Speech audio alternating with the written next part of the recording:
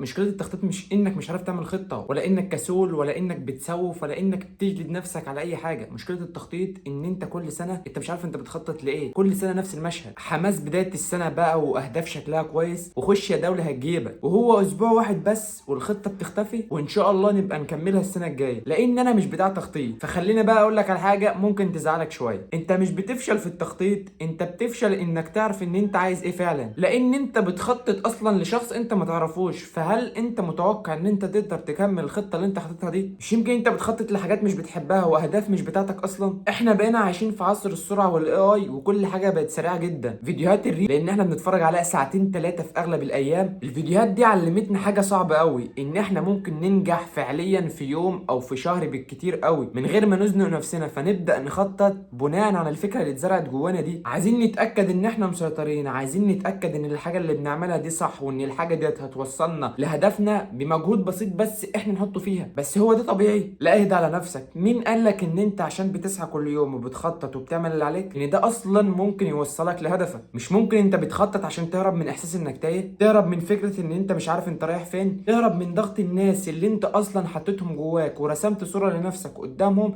عشان تكون جامد قدام الناس ديت. فبدات تشتغل اصلا على صوره مثاليه انت راسمها في دماغك ومستحيل تحققها. تدخلك جواك ضغط خلاك كل فتره لازم تغير الخطه اللي انت حاططها، لان انت جواك شايف انها مش خطه مثاليه هتوصلني للصوره اللي انا راسمها ليا قدام الناس. المجتمع بيقول لك لازم تنجح بدري، لازم تستقر بدري، لازم تحقق الصوره كامله، لازم تكون الاول في كل حاجه. امتياز بس جيد جدا معناها ان انت اصلا فشلت. فلما تجيب جيد جدا في حاجه معينه تبدا تلغي الخطه اللي انت كنت ماشي عليها وتبدا تخطط من جديد. طب بدري عن مين؟ وبعد اسبوع ترجع تاني نفس الخطه القديمه وتقول انا اللي مش ملتزم، انا اللي مش عارف استمر على الحاجه اللي انا، وتبدا تدور لحلول فعلا على الحاجات دي. بس انت سايب اصلا المشكله الاساسيه وبتدور على الاعراض اللي بتظهر من المشكله دي. فانت عمرك ما هتتعالج. اغلبنا بيبدا وما يكملش لاننا بنتعامل مع التخطيط على اساس ان هو جدول هنملاه وكده خلاص احنا فعلا وصلنا للحاجه اللي احنا عايزينها، ومش فاهم او مش عارف ايه الدافع النفسي اللي خلاك اصلا تقول انا عايز اخطط. ايه الحاجه اللي جواك اللي بتحركك ان انت تقوم تشتغل كل يوم؟ هتلاقي فيديو بيقول لك قوم اعمل تو دو ليست، ومقسم السنه لاربع محطات، وقسم كل محطه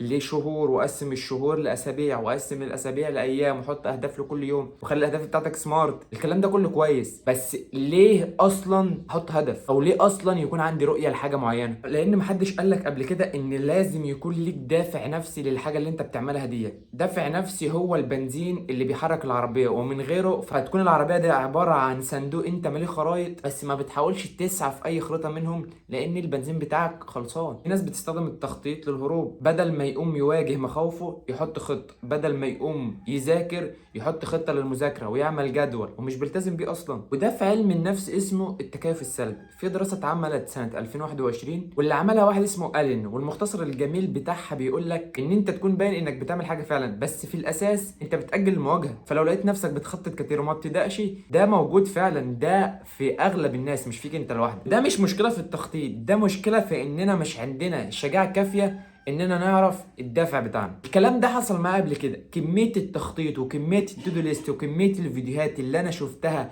بتقولك ازاي تخطط وازاي تنظم يومك، حرفيا لو كنت استغليت الوقت اللي انا حطيته في الفيديوهات ديت كان زماني وصلت لمكانه افضل من اللي انا فيها دلوقتي. لان الهدف الحقيقي بتاعي كان ان انا اطلع فيديو زي اللي انت بتتفرج عليه ده، وده صعب قوي على شخص تايه بسبب المثاليه الزياده اللي كانت جوايا، اللي كانت بتخليني ادور على افضل تطبيق استخدمه يساعدني في اللي انا اكتب او اطلع فيديو زي اللي انت بتتفرج عليه ده. ده اخرتني كتير، وحتى لو بدات ما كنتش بعرف اكمل فعلا. كنت مفهم نفسي ان الخطه لما تكون كامله وقتها بس هقدر ان انا ابدا ومفيش حاجه هتعطلني ابدا. فهمت ان انا ما كنتش بكتب هدف عشان ابدا، انا كنت بكتب هدف عشان ابان شبه الناس اللي بتعمل فعلا حاجه في حياتها، كون شبههم حتى جوه دماغي انا، مش نفس المجهود الفعلي اللي هم بيحطوه على الارض الواقع اللي هم عايشين فيه. ما اقولكش بقى على الامراض النفسيه والضغط والتوتر وكل الحاجات الجميله ديت بالكيلو عب يابا. فهمت ان انا عمري ما سالت نفسي هو انا ليه عايز اوصل، دايما كنت بسال نفسي هو ايه الهدف، ليه الهدف ده مهم بالنسبه لي. الموقف اللي خلى حد اقل منك يتنطط عليك هو ده الموقف فعلا اللي هيخليك تقوم تخلص كل حاجه وراك. من غيره ومن غير الدافع النفسي ان انت توصل لهدفك